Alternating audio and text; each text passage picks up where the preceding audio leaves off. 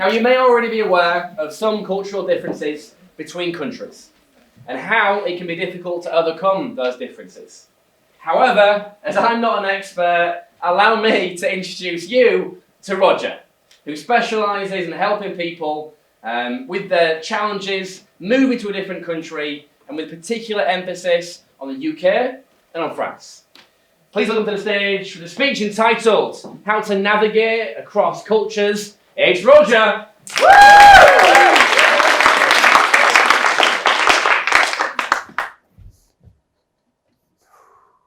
Can you just imagine that tomorrow everyone in this room will have to move to, not the UK, not France, Alaska?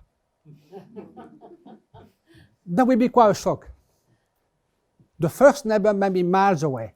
You might have to go on your snowmobile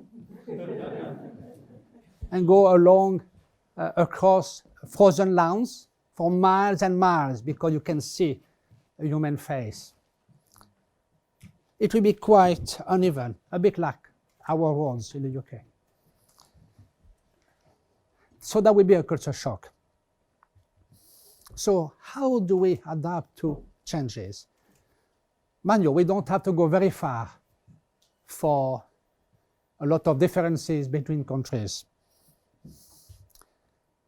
So even though the UK and France are geographically quite close, there is only a channel separating us. You call it the English Channel, we just call it the Channel.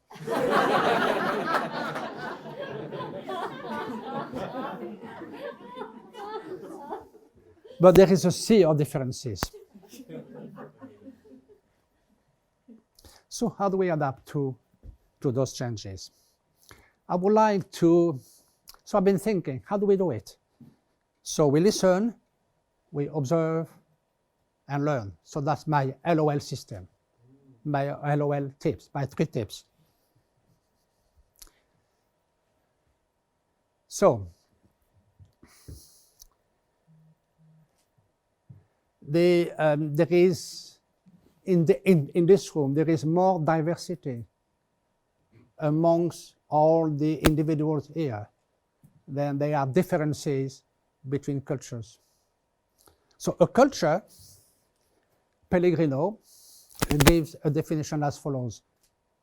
It's a set of behavior that are accepted and familiar.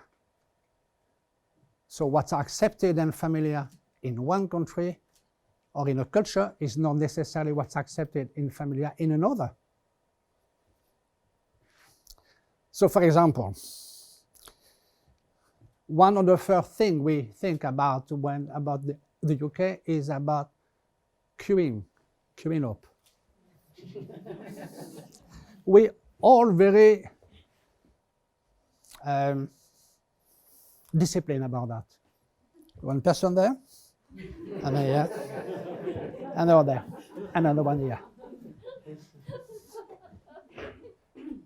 In France, I believe some of you may have been to France, maybe, any? Yeah. We have a slightly different approach to queuing.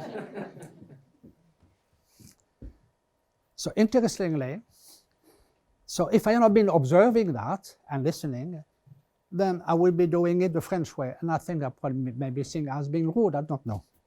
So the other day, I was happily going shopping, pushing my trolley,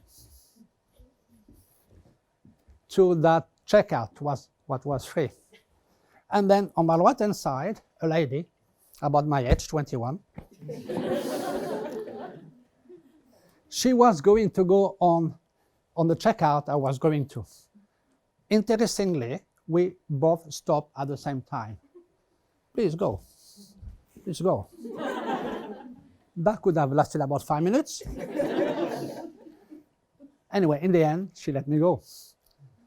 Then I went to the checkout. Then I've been thinking, that situation in France probably may have been a bit different. I would have, sorry. What do you mean? No, sorry. But if we don't know about these things, I mean, it might look insignificant. but it's not that insignificant. It's part of the way we behave. It's part of a set of cultures, a set of things we do. Now, but because there is more diversity amongst individuals than cultures, we tend to stereotype people. Be honest, I would like to ask you a question. When you think about a French person, what comes to your mind? Onions. Pardon? Baguette? What else? Onions? Somebody told me the other day, frog legs. I'll have to make a confession. I had frog legs once. It tastes like chicken. Now, can you imagine yourself? Can you see a frog on your plate? Would you eat that? No. But you could easily see a chicken. So it's all about perception. Then again, it is quite insignificant. Well, it appears to be insignificant, but it's part of how we behave. Because this culture does give us like,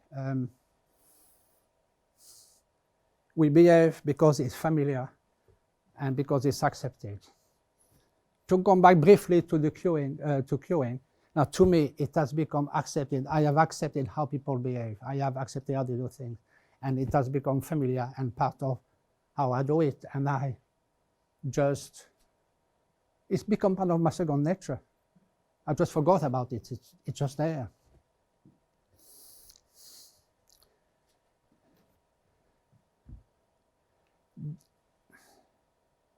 In terms of, so it's about listening. How do we listen? So we listen. We need to be interested. We need to be curious about the other culture. We need to be willing to be curious and to understand other people. Maybe sometimes we don't have to go that far across countries, maybe across regions. There are a lot of differences. And we need to observe and take notice of what's going around us. Because if we don't, we could end up with quite a big problem. And we learn from that. Should we be willing to do so? But to me, this LOL goes a bit further than that.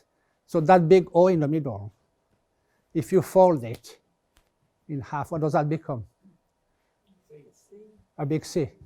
And for me, C stands for connection. We need to connect. Because in those days, we tend to lose a bit of that connection. We tend to lose this human interaction because we interact too much, I think, with mobiles and other things. So we need to find that. So it's all about connection. So what do I do? I do language teaching and coaching because there is a way to learn it quicker than you may think. And some of you in here, I'm sure, know more than one language.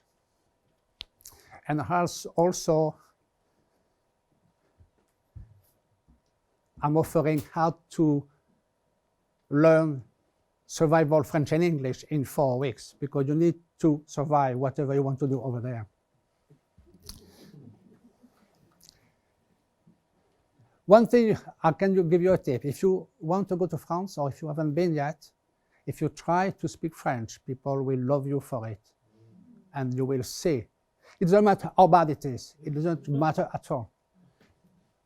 Don't worry about the level of the standard you need to have. Okay, if you do it, then you'll see there will be doors of opportunity. Socially, people will include you in your circle of friends very quickly, and business-wise too.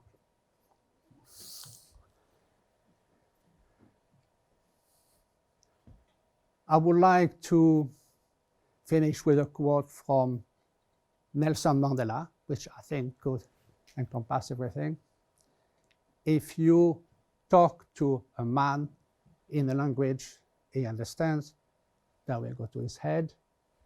If we talk to him in his language, that will go to his heart. Thank you.